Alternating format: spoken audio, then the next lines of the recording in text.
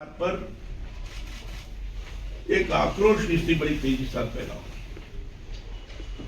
एक तरह से इसमें ये कहा गया कि अगर एससी एसटी का चल रहा था उसके बारे में तो लोगों ने अपना मानस प्रारंभ से ही, क्योंकि आरक्षित स्वरूप था उनका पहले से ही, लेकिन अगर ओबीसी को किया गया तो एक तरह से टारगेट हो गया आपका सवर्ण वर्ग हो गया। तो उसके साथ अगर भेदभाव हो तो उसको क्यों नहीं जोड़ा जाए? इसी बात को लेकर काफी आक्रोश लोगों के अंदर पैदा हुआ और एक तरह से संविधान के मौलिक अधिकार का हनन है। संविधान में जो आर्टिकल 15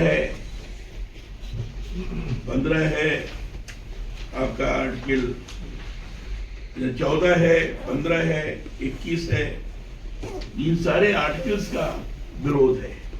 अब जैसे 14 में है समानता के अधिकार के विपरीत, 15 में है जो जाति के आधार पर भेदभाव स्वयं संविधान द्वारा निषिद्ध है, यह बिल में भेदभाव रोकने के नाम पर नया जातिगत भेदभाव को आमंत्रित करता है।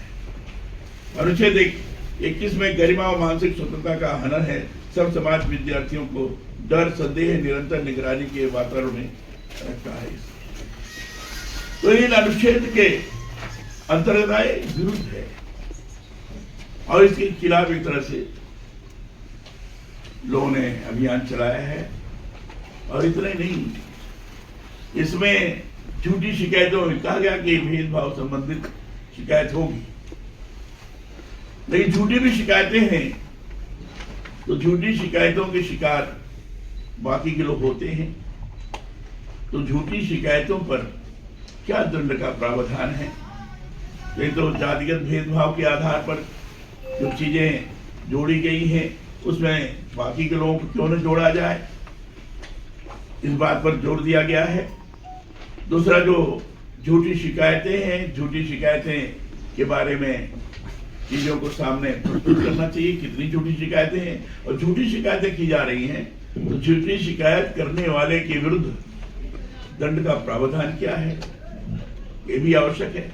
और जो विश्वविद्यालय हैं, महाविद्यालय हैं, ये एक तरह से छात्रों के परिसर के अंदर सभी छात्र होते हैं, कोई बिरादरी वाला मामला नहीं माना जाता है, सभी छात्र हैं। और इसमें जातिगत भेदभाव को प्रमुखता देकर उसके अनुरूप कमेटी बनाई जाए। अब जैसे इक्विटी अपॉर्चुनिटी सेंटर बनाई बात की, अब इक्विटी अपॉर्चुनिटी सेंटर समानता अवसर केंद्र, इस कमेटी में 10 लोग, उसमें कहा गया कि एससी एसटी ओबीसी महिलाएं विकलांग इन सब लोगों का प्रतिनिधित्व हो, बाकी लोगों का क्यों नहीं? उसमें अगर मिनिमम कोरम है, उसमें जो विधि के अंदर है आया है उसमें 4 का रखा गया है। अब उसमें तो किसी को भी इसके कारण प्रताड़ित किया जा सकता है, एक संदेह है और लगता है कि ज्यादातर प्रताड़ित किया जाएगा, जो बाकी के लोग हैं उनको प्रताड़ित किया जाएगा। हमारा कहना है कि इसमें बढ़ोतरी होनी चाहिए, मिनिमम कोरम में सभी लोगों का प्रतिनिधित्व होना चाहिए, नहीं ये संदेह के दायरे में आ जाता है कि समानता अवसर केंद्र है, कमेटी है, जो शिकायत निवारण कमेटी के अंतर्गत भी ले सकते हैं आप। इस कमेटी में अधिकतर लोग वही उत्पीड़ित होंगे जो इस विधि के अंदर जातिगत भेदभाव में जो एससी एसटी और ओबीसी को रखा गया है, शिकायतें जो झूठी की जाएंगी इसमें ये सब लोग प्रताड़ित किए जाएंगे।